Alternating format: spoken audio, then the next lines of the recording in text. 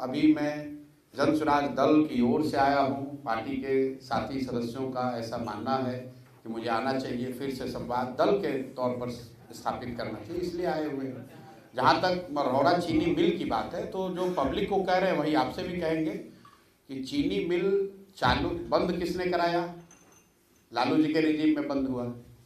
और चालू कराने का वादा किसने किया? वो नीतीश और मोदी जी ने किया। और मरौड़ा की जनता तो इन्हीं दो नेताओं को, इन्हीं दोनों पार्टियों के नेताओं को लगातार पिछले 25-30 साल से जिता रही है। तो अगर चीनी मिल मुद्दा है, सही में जनता के लिए मुद्दा है, तो जनता को उसके लिए वोट करना चाहिए। अगर आप चीनी मिल के बंद होने के नाम पर आंदोलन करेंगे और फिर उसी नेता को, उसी दल को जाकर वोट करेंगे जिसने चीनी मिल बंद कराया या बंद खुलवाने का वादा करके आपको ठगा, तो मान लीजिए कि मोदी जी ने कहा था कि मरौड़ा चीनी मिल चालू करा देंगे। अगर उन्होंने नहीं कराया तो अगली बार तो चुनाव में उनकी पार्टी को, उनके नेताओं को राजनीतिक तौर पे दंडित किया जाना चाहिए था। लेकिन 14 में मोदी जी ने कहा, उसके बाद 19 भी आया, उसके बाद 24 भी आया, उसके बाद 2 विधानसभा भी हुआ और जनता लगातार उन्हीं को वोट देते जा रही है। तो मरौड़ा की समस्या मतलब सिर्फ बात करने की समस्या है। आज तो हम लोग के साथ गिरी जी अभी बैठे हुए हैं, अभी आए हैं, ये खुद बता रहे थे यहाँ पे मॉडर्न चॉकलेट की फैक्ट्री भी बंद हो गई कि जमशेदपुर और डालमिया नगर के बाद Marhaura could have been the third most industrialised zone of Bihar. Jamshedpur और डालमिया नगर के बाद मरौड़ा इंडस्ट्रियल जोन के तौर पे डेवलप होना चाहिए था। वहाँ हेवी मशीनरी की इंडस्ट्री थी, बंद हो गई। वहाँ पर अब आपका चीनी मिल बंद हो गया, वहाँ पर मॉडर्न की फैक्ट्री बंद हो गई। वहाँ का सबसे बड़ा बिहार का डिस्टिलरी था, सबसे बड़ा। डिस्टिलरी की बात तो नहीं कर रहा हूँ क्योंकि शराबबंदी लागू है और आप लोग शराबबंदी के लिए ही वोट देते हैं। आप लोग मतलब यहाँ की जनता अपेरेंटली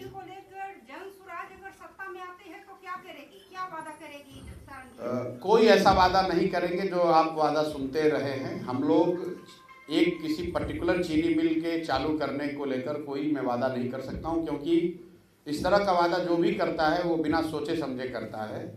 मरौड़ा चीनी मिल को अलग से पुनर्जीवित नहीं किया जा सकता है। जब तक बिहार में इंडस्ट्रियल पॉलिसी को नहीं सुधारा जाएगा, चीनी मिलों को फिर से पुनर्जीवित करने का एक राज्यव्यापी कार्यक्रम नहीं होगा, तब तक एक मरौड़ा के चीनी मिल को सुधारा जा सकता है, बनाया जा सकता है, ऐसा नहीं संभव है। बगल में पूर्वी चंपारण में मोदी जी आकर बोले कि भैया ये चीनी मिल चालू कराकर इससे चाय पियेंगे तभी वोट मांगने आएंगे। वो भी चीनी मिल बंद है। बंद क्या है, उसकी 1-1 इंच जमीन बिक गई और खरीदने वाले नेता कौन है वो भी जाके देख लीजिए। ज्यादातर भाजपा के नेताओं ने ही उसको खरीदा है, कैमरे पर बोल रहा हूं। कहां मुद्दा है? और वहीं के लोग 7वीं बार भाजपा के सांसद को जिताए हैं। तो कहीं ना कहीं जो जन स्वराज की जो बेसिक बात है कि सुधार तब होगा जब जनता सुधार के लिए वोट देगी। कोई प्रशांत किशोर, कोई जन स्वराज, कोई भाजपा, जदयू, राजद नहीं सुधार कर सकता है जब तक जनता सुधार के लिए न सजग हो। क्योंकि आप परेशान हैं मरौड़ा चीनी मिल बंद होने से और उसी सांसद को, उसी विधायक को लगातार 3 बार, 4 बार, 5 बार आप जिता रहे हैं। पंजाब के लोग आकर तो वोट दे नहीं रहे। तो अगर मरौड़ा चीनी मिल विषय है तो उस पर वोट होना चाहिए। वोट होगा तो जो जीत कर आएगा, चाहे जन स्वराज जीत कर आए या दूसरा दल जीत कर आए, वो मरौड़ा चीनी मिल को चालू करने के लिए संघर्ष भी करेगा, उसके लिए बात भी करेगा, क्योंकि वो जानता है कि इसी चीज पर मैं जीत कर आया हूँ। अभी तो लोग जाति पर जीत कर आए हैं तो जाति की बात कर रहे हैं। अभी तो राम मंदिर पर जीत कर आए हैं तो राम मंदिर की बात कर रहे हैं। अभी 5 किलो अनाज पर जीत कर आए हैं तो 5 किलो अनाज की बात कर रहे हैं। जनसभा किया है जी, पब्लिक क्या पब्लिक का कैसा रहा? भाई पब्लिक एक मिनट इनका जवाब दे ले। मरौरा में आपने एक बयान दिया है कि जो लोग छठ में आपके बेटे, आपके पति यहाँ आएंगे, दिसंबर में हम उसको जाने नहीं देंगे। क्या मास्टर प्लान है कि 4 करोड़ लोगों को? बिल्कुल। पहली बात तो आप अपना आंकड़ा ठीक कर लीजिए। पहली बार मैंने ये नहीं कहा, पिछले 1-1.5 साल से मैं बिहार में ये कह रहा हूँ कि जो लोग भी इस बार छठ में वापस लौटेंगे वो उसकी संख्या 4 करोड़ नहीं है। कोविड में जब लोग इतने परेशानी में थे तो टोटल 25 से 28 लाख लोग वापस लौट कर आए थे। तो जो आकलन है कि करीब 30 लाख लोग ऐसे हैं जो मजबूरी में स्वेच्छा से नहीं, मजबूरी में यहाँ से पलायन जिनको करना पड़ा है 8,000, 6,000, 10,000 रुपये के लिए वो लोग बाहर जाकर काम करते हैं। तो बिल्कुल ये जन स्वराज का वादा है। मैं रिपीट कर देता हूँ, इस बार जो छठ में लौटेगा ये छठ बदहाल बिहार का अंतिम छठ होगा।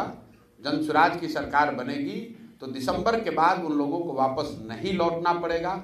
आपने कहा कैसे होगा, इसकी पूरी परिकल्पना, पूरा ब्लूप्रिंट हमने बताया है। पूंजी के पलायन को रोककर बुद्धि का पलायन रोका जाएगा और पूंजी और बुद्धि के पलायन रोकने से श्रम का पलायन रुकेगा।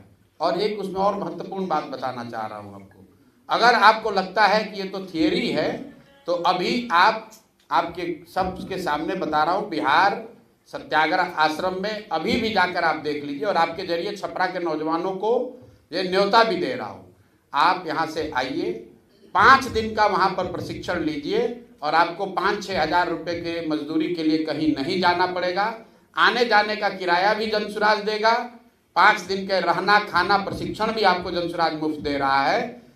जन स्वराज की सरकार बने न बने, चुनाव हो जब हो, चुनाव से पहले मैंने इस बार संकल्प लिया है कि 1 लाख बच्चों को, रिपीट कर देता हूं, 1 लाख बच्चों को जन स्वराज अपने खर्चे पर प्रशिक्षित करके 4, 5, 7, 8, 10 हज़ार रुपये कमाने की स्थिति में ला देगा। और ये काम हम लोग पिछले 1 महीने से वही कर रहे हैं।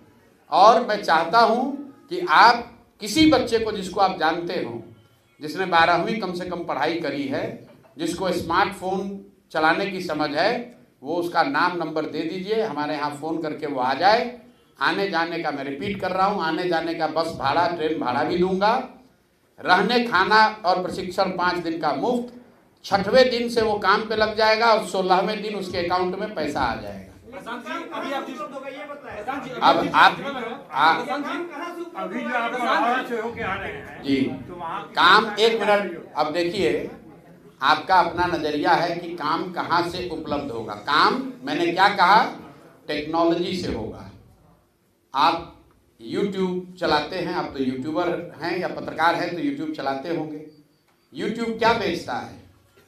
YouTube ने तो छपरा में आकर सीमेंट का दुकान नहीं खोला है। बिहार और इंडिया में YouTube ने अपना ऑफिस खोलकर स्टील और छड़ बनाने की फैक्ट्री नहीं लगाई है। क्या बेच रहा है? फिर भी देश भर के जितने बिजनेसमैन हैं उनसे ज़्यादा पैसा YouTube के मालिकों के पास है।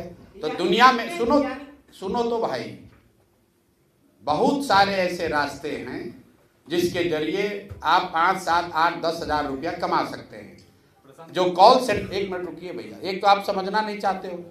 आपने सवाल पूछा है कैसे दे रहे हैं नौकरी, हम कह नहीं रहे कि दे देंगे, दे रहे हैं। अभी आप भेजिए लोगों को। आप सुनते हैं कि देश में लाखों लोग कॉल सेंटर के जरिए नौकरी पाए हुए हैं। तो हम यहाँ पर बच्चों को क्या ट्रेनिंग दे रहे हैं कि कैसे वो घर बैठे रूरल कॉल सेंटर चला सकते हैं। कॉल सेंटर चलाने वाले को 15,000, 20,000 रुपया मिल रहा है दिल्ली गुड़गांव में। अगर बिहार के बच्चों को वो ट्रेनिंग दे दी जाए कि वो घर बैठे फ़ोन से संवाद कर सकें, रिप्लाई कर सकें, तो निश्चित तौर पर उनको 5-7 हज़ार रुपया मिलने लगेगा। और आप आइए, इसी की ट्रेनिंग दे रहे हैं। कुछ नया कीजिएगा तभी तो रोजगार मिलेगा। आपको लगता है कि खाली मरौड़ा चीनी मिल बनने से सबको रोजगार मिल जाएगा? अगर मरौड़ा चीनी मिल बन भी जाए तो 4, 5, 10 हज़ार लोगों को फायदा होगा। बिहार में तो 50 लाख लोग बेरोजगार हैं। तो हम लोग वो बात नहीं कहते जो यहाँ पर पहले से कही जा रही कि हम आएंगे सरकारी नौकरी दे देंगे। कैसे दे दोगे सरकारी नौकरी? 78 साल में टोटल बिहार में नौकरी मिला है 23.25 लाख लोगों को। आंकड़ा याद रखिए, चपरासी से लेकर मुख्य सचिव तक टोटल 23.25 लाख लोग ही बिहार में सरकारी नौकरी करते हैं। मतलब परसेंटेज टर्म में हुआ 1.97%। 2% लोगों को आज तक 78 साल में सरकारी नौकरी मिला। नेता लोग आकर कह रहा हम सरकारी नौकरी दे देंगे सबको। अरे भाई 13 करोड़ की आबादी है, 23 लाख सरकारी नौकरी करता है, सबको सरकारी नौकरी कैसे दे दोगे? पूरे देश में 3% लोग ही सरकारी नौकरी करते हैं। तो मैक्सिमम 3, 3.5% से ज्यादा आबादी सरकारी नौकरी कर ही नहीं सकती है। लोग यहां बता रहे हम सरकारी नौकरी से बेरोजगारी दूर कर देंगे। कैसे कर दोगे दूर? बेरोजगारी दूर करने का तरीका है शिक्षा और युवाओं के हाथ में पूंजी, टेक्नोलॉजी का प्रयोग, जिससे लाखों बच्चों को स्वरोजगार मिलेगा। अपने घर बैठकर लोग 10,000, 15,000, 20,000 रुपये कमा रहे हैं। ये एआई का जमाना है, आर्टिफिशियल इंटेलिजेंस का जमाना है, और हम लोग जी रहे हैं 1960 में। रोजगार टेक्नोलॉजी से मिलेगा। अभी देश में सबसे ज्यादा रोजगार कहाँ आ रहा है? डेटा सेंटर से आ रहा है। बिहार में एक भी डेटा सेंटर का नाम ही नहीं कोई जानता है। आप और हम चीनी मिल बनाने के चक्कर में खाली पड़े हुए हैं। चीनी मिल खुलना चाहिए, लेकिन चीनी मिल बनाने से बिहार के युवाओं का भविष्य नहीं सुधरने वाला है। दुनिया कहाँ से कहाँ चली गई, और बिहार में अभी बैठ के आदमी वही 1970 वाला बात बतिया रहा है कि 4 किलो अनाज कैसे मिलेगा और हमको राशन कार्ड कैसे मिलेगा। क्या बोलेंगे? उद्योग लगे तो काफी लोग जो इलिटरेट पर्सन है उनको भी रोजगार उपलब्ध हो सकता है, इसलिए बिहार में उद्योग लगाना भी जरूरी है। इसको क्या बोलेंगे? बिल्कुल जरूरी है, लेकिन आप तो समझदार पत्रकार हैं। दुनिया का कोई ऐसा देश बताइए जहां उद्योग लगाकर सबकी बेरोजगारी दूर की गई हो। सिंगापुर में कौन सा उद्योग है? न्यूजीलैंड में कौन सा उद्योग है? फिनलैंड, स्वीडन, डेनमार्क में, नॉर्वे में कौन सा बड़ा उद्योग है? मेरे भाई, उद्योग जो है, सुनिए मेरी बात, लेबर की बात, इकोनॉमी को समझिए।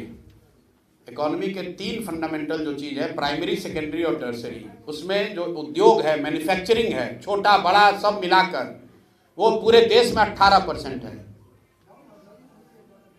कृषि की 60-65% सर्विस सेक्टर है, और आप कह रहे हैं कि उद्योग लगाकर आप बेरोजगारी दूर कर देंगे। कैसे कर देंगे?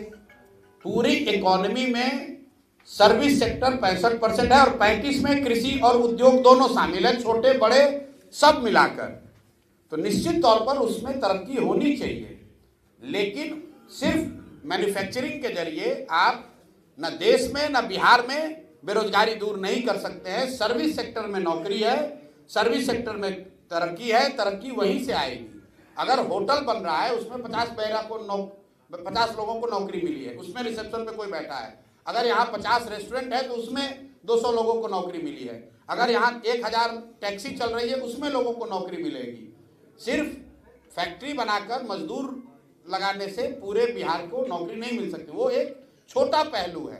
इकोनॉमी में मैन्युफैक्चरिंग सेक्टर का रोल मुश्किल से 20% है, मतलब 1/5 है, और उससे आप 100% लोगों को नौकरी नहीं दे सकते। जैसे सरकारी नौकरी से 2% से ज्यादा लोगों को रोजगार नहीं दिया जा सकता है, वैसे ही पूरी आबादी का 20 या 25% से ज्यादा लोग मैन्युफैक्चरिंग से, चाहे छोटा उद्योग हो या बड़ा उद्योग हो, उससे उसको पूरा रोजगार नहीं मिल सकता है। जब तक तीनों पहलू, कृषि, इंडस्ट्री और सर्विस सेक्टर, तीनों में तरक्की नहीं होगी, तीनों के बारे में प्लान नहीं किया जाएगा, तब तक बिहार में बेरोजगारी खत्म होने वाली नहीं है।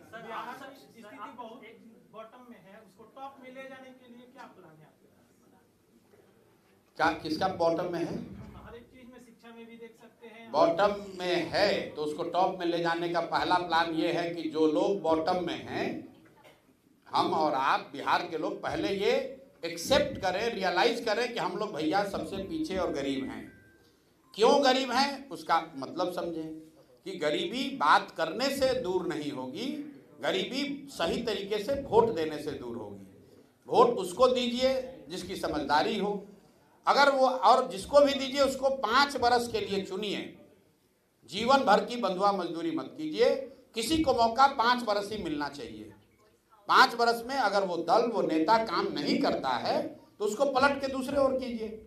दक्षिण के जो राज्य जहाँ पर तरक्की हो रही है, कर्नाटक, तमिलनाडु, केरल, तेलंगाना और आंध्र प्रदेश, जिन राज्यों में करीब करीब 1/3 GDP अब पूरे देश का सिर्फ इन 5 राज्यों में है, इन राज्यों में पिछले 78 साल में कोई व्यक्ति 10 साल से ज्यादा मुख्यमंत्री नहीं बना है। क्यों?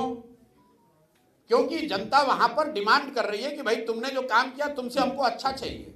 अगर आप कल जनसुराज को चुन देंगे और जनसुराज वालों को ही लगातार वोट देते रहेंगे तो जनसुराज वाले भी काम नहीं करेंगे। सबसे पहले तरक्की तब होगी जब जनता अपना अधिकार समझेगी और नेताओं में, दलों में ये डर होगा कि हम काम नहीं करेंगे तो जनता हमको हटाएगी।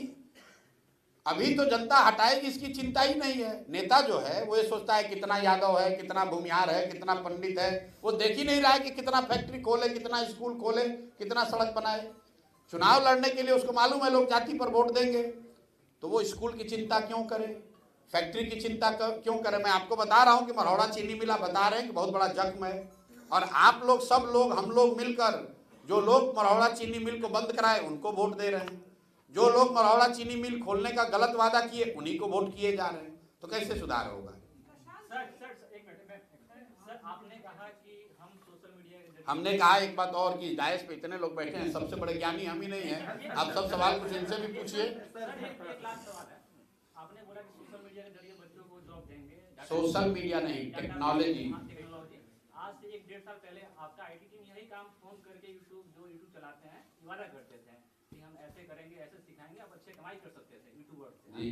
उसके बाद बच्चों का बहुत कि हम कोई खराबी होगा, कोई बड़ा, हम आपके संभालने के लिए हैं, पेज ठीक कर दिया जाएगा, आपके सामने प्रूफ है। मेरा पेज 3 पेज खराब हुआ, जिसका नुकसान लगभग 8 से 10 महीने में लगभग 17-18 लाख रुपया मेरा बर्बाद हुआ। आप उसके बाद हमारे वजह से आपका 17-18 लाख नुकसान हो गया। आपकी आईटी टीम ने कहा, मैं प्रूफ दे सकता हूँ। अच्छा, आप अलग से आके मिलिए। अगर आप 17-18 लाख रुपए कमा रहे थे, अभी भी कमाते हैं सर, 17-18 लाख, तो चलिए कम से कम आप मेरे इस बात को तो प्रमाणित कर रहे हैं कि सुनिए ना, कि YouTube के जरिए या टेक्नोलॉजी के जरिए 17-18 लाख रुपया भी कमाया जा सकता है।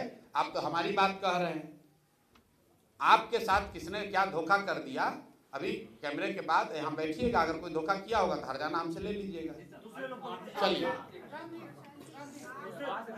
लेकिन मुझे खुशी है कि बिहार के युवा होने के नाते आपने ये समझ बनाई है कि टेक्नोलॉजी के माध्यम से लाखों रुपया कमाया जा सकता है। उसके लिए हरियाणा में जाकर, गुजरात में जाकर किसी फैक्ट्री में 8-10 हज़ार रुपए की मजदूरी नहीं करनी पड़ेगी। और अगर आप कर सकते हैं तो बहुत सारे लड़के कर सकते हैं। आपका क्या मसला है उस पर अलग से बात कर लेंगे। लगातार बात आप कर रहे हैं कि बिहार में रोजगार मिले, आपकी पार्टी में भी तमाम नेता हैं कि आपका दल भी आगे जो आने वाले प्रत्याशी हैं उस पर किस तरह के प्रत्याशी पर दाव लगाने वाला है? ऐसा कुछ मतलब कैटेगरी क्या होगा? हम नेताओं का चुनाव करेंगे, उनको रोजगार थोड़ी ना दे रहे हैं। लोग तो पहले से रोजगार वाले लोग हैं। मतलब आप क्या कर रहे हैं कि ऐसे लोगों को एमएलए बनाए जो एमएलए रोजगार के लिए पा रहा है? युवाओं, देखिए युवाओं की जो यहाँ तक भागीदारी का सवाल है, निश्चित तौर पर एक बहुत बड़ी संख्या में युवा आपको जनसुराज के टिकट पर लड़ते हुए नजर आएंगे। लेकिन जनसुराज का क्राइटेरिया ये नहीं है कि आप युवा हैं इसलिए आपको टिकट मिल जाएगा। अगर आप सही व्यक्ति हैं, समाज में आपकी पकड़ है, समाज के लोग आपको चाहते हैं, तो आप युवा हो या बुजुर्ग आपको टिकट मिलेगा। लेकिन स्वाभाविक तौर पर चूंकि हम लोगों ने कहा है कि ज़्यादातर उम्मीदवार, मैं कह सकता हूं कि 2/3 से ज़्यादा उम्मीदवार ऐसे लोग होंगे जो नए चेहरे होंगे, तो उसमें युवा भी बड़ी संख्या में होगा। भाई देखिए, एक मिनट इनका पहले जवाब देंगे। मेरे से सवाल ये पूछा गया कि आप चुनाव कहाँ लड़ेंगे, क्या आप चुनाव लड़ेंगे? मैंने कहा कि अभी तक मैं चुनाव नहीं लड़ूंगा, यही निर्णय है। लेकिन मैं दल से ऊपर नहीं हूं। दल ने अगर निर्णय ले लिया तो जो दल निर्णय करेगा वो करूंगा। अगर दल ने निर्णय लिया कि मुझे राघोपुर से लड़ना है तो राघोपुर से भी लड़ूंगा। दल ने निर्णय लिया कि हरनौत से लड़ना है तो हरनौत से लड़ेंगे। जो भी दल से निर्णय होगा वो उसको मुझे मान्य, वो मेरे लिए मान्य होगा। प्रसाद जी, आप लगातार बिहार में जाति आधारित राजनीति पर चोट करते हैं, लेकिन उपचुनाव में आपने भरपूर चोट की, लेकिन कोई अच्छे नतीजे जनसुराज के लिए नहीं है। अभी भी आप इस बात को दोहराया है आपने कि बिहार की जनता जाति पाति के आधार पर वोट करती है, तो ऐसे में जो कमिंग इलेक्शन है इसके लिए आपकी पार्टी की राजनीति में कोई बदलाव आया? मैंने ये नहीं कहा कि आपने बात को ध्यान से सुना नहीं। हमने ये नहीं कहा कि बिहार की जनता जाति पाति पर वोट करती है। मैंने ये कहा कि अगर जाति पर वोट करोगे तो आपको विकास नहीं मिलेगा। मैं रोज कहता हूं कि बहुत सारे लोग आपके छपरा में, बहुत सारे लोगों ने लोकसभा में मोदी जी के नाम पर वोट दिया है। मोदी जी के जाति के लोग तो नहीं रहते हैं छपरा में। तो मैं ये नहीं मानता हूं कि हर व्यक्ति जाति पर वोट देता है, लेकिन आप जाति के लिए वोट दें या 5 किलो अनाज के लिए वोट दें या मंदिर के लिए वोट दें या हिंदू मुसलमान के नाम पर वोट दें, जिस चीज के लिए वोट देंगे वो चीज आपको मिलेगी। ये बात जनसुराज बता रहे हैं, हम लोग बता रहे हैं कि आप अपने बच्चों के पढ़ाई रोजगार के लिए वोट दीजिए, वो भी आपको मिलेगा। रह गई बात आपने कहा उपचुनाव की, तो 2-3 बात आप समझ लीजिए। उपचुनाव में जनरली अक्रॉस इंडिया पिछले 75 साल में देख लीजिए 90% केस में जो रूलिंग पार्टी है वही जीतती है। दूसरी बात, जो परिणाम आए वो निश्चित तौर पर हम लोग के आशा के अनुरूप नहीं थे, मैं उससे कोई एक्सक्यूज नहीं करता हूं, लेकिन 10 दिन पुरानी पार्टी, हम लोग को 1 नवंबर को सिंबल मिला है, 31 अक्टूबर को 10 दिन के बाद चुनाव हुआ और हम लोग को 10% वोट आया है। जदयू यहाँ पर 30 साल से तो राज कर रहे हैं, 18-19-20 साल से तो नीतीश बाबू मुख्यमंत्री हैं। जदयू जब अकेले लड़ी थी तो उनको 16% वोट आया था। पिछले बार भाजपा को 19.6% वोट आया है बिहार में। तो 10 दिन पुरानी पार्टी को 10% वोट आया है, वो इतना भी बुरा नहीं है। 10% वोट अगर किसी दूसरे दल को आता तो आप लोग कहते कि भैया ये किस गठबंधन में जाएंगे, इनको कितना सीट मिलेगा। लेकिन मुझे खुशी है कि आपकी और हम लोग की खुद की भी अपेक्षा, हम लोगों ने बार हायर सेट किया है। हम लोग 10% 15% वोट लेने नहीं आए हैं, हम लोग बिहार जीतने भी नहीं आए हैं, हम लोग बिहार को सुधारने का लक्ष्य लेकर आए हैं। तो हम लोग को और मेहनत करने की जरूरत है। और आपने उपचुनाव के बाद जो एमएलसी का चुनाव हुआ वो नहीं देखा, जहां आपको 22% वोट हम लोग को मिला, जीते वहां भी नहीं, लेकिन राजद तीसरे नंबर पे था, एनडीए चौथे नंबर पर, और जनसुराज दूसरे नंबर पर 22% वोट के साथ था। तो आप थोड़ा सा समय दीजिए, अभी चुनाव आने दीजिए, दूध का दूध पानी का पानी हो जाएगा। लेकिन अंतिम एक और बात सुन लीजिए, मैं यहाँ पर एमएलए बनने नहीं आया हूँ, मुझे एमएलए बनकर मंत्री बनकर अपना जीवन नहीं सुधारना है, मैं बिहार को सुधारने के नजरिए से आया हूँ। एक सोच, एक विचार लेकर आया हूँ और जनता को मैंने बार बार ये आश्वस्त किया है कि मैं कुछ भी हो जाए उसके ईमानदारी और शुद्धता में कमी नहीं आने दूंगा। और अगर उसके लिए 2 साल, 5 साल, 10 साल भी लगे तो मुझे कोई घबराहट नहीं है, मैं बिल्कुल पीछे हटने वाला नहीं हूँ। कोई भी जब आप बड़ा काम लेते हैं तो स्वाभाविक तौर पर उसमें अच्छे दिन भी आएंगे और कुछ झटके भी लगेंगे। लेकिन आज जनसुराज इतनी बड़ी ताकत है, इतनी बड़ी ताकत है कि कोई भी दल बिना जनसुराज की बात किए हुए अपने चुनाव की परिकल्पना नहीं कर सकता है, ये आपको भी मालूम है। बिहार में बेरोजगारी बहुत सारी है। सारण में 10 विधानसभा है, छपरा में 10 विधानसभा और अन्य पार्टी जातीय समीकरण के आधार पर टिकट देती है। क्या जनसुराज भी जातीय समीकरण के आधार पर टिकट देगी क्या? भाई जनसुराज जिसको भी टिकट देगा वो व्यक्ति किसी न किसी जाति का तो होगा ही। भाई जनसुराज ऐसे व्यक्ति को तो आप हमें बता दीजिए कौन सा आदमी है जो किसी जाति में पैदा ही नहीं हुआ हो।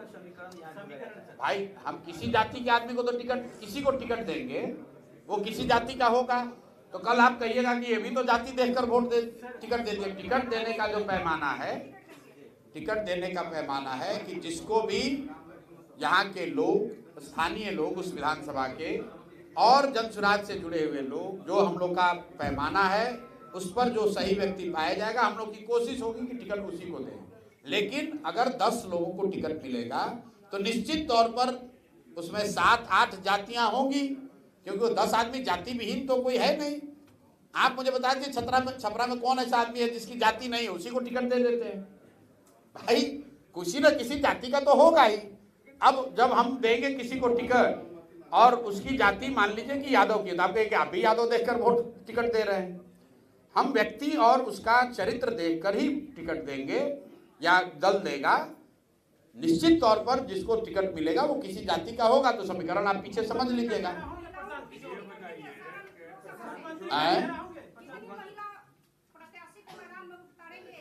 40, मैं अभी बता देता हूँ, 40 महिला प्रत्याशी जनसुराज की ओर से अगला विधानसभा चुनाव लड़ेगी। कोशिश ये होगी कि हर लोकसभा क्षेत्र से कम 1 लोग जरूर लड़े। तो लेकिन ये संभव है कि किसी लोकसभा क्षेत्र में 1 भी ना हो, किसी लोकसभा क्षेत्र में 2 हो, लेकिन 40 महिला प्रत्याशियों को टिकट देने का वादा जनसुराज ने किया है, उस पर हम लोग कायम रहेंगे। 1-2 ऊपर नीचे हो सकता है, लेकिन मोटे तौर पर 40 प्रत्याशियों को उतारा जाएगा। मेरे भाई अभी तो आप कह रहे हैं कि हमारा कोई वजूद ही नहीं है जनसुराज का, अभी तो आप कह रहे हैं कि आपको तो कोई वोट ही नहीं मिलेगा। तो भाई पहले जीत जाने दो, जीतने के बाद हम आपको भी बुला लेंगे छपरा से और आपके सामने बैठ के सारे विधायक बता देंगे कौन मुख्यमंत्री होगा। अगला मुख्यमंत्री बिहार का कौन होगा, ये इसका जवाब दे सकते हैं। अगला मुख्यमंत्री जो भी हो नीतीश कुमार नहीं होंगे, ये लिख लीजिए। और अगर एक मिनट रुक जाइए भाई, अगर इस पर गलती हो तो बिल्कुल मेरा गर्दन पकड़िएगा।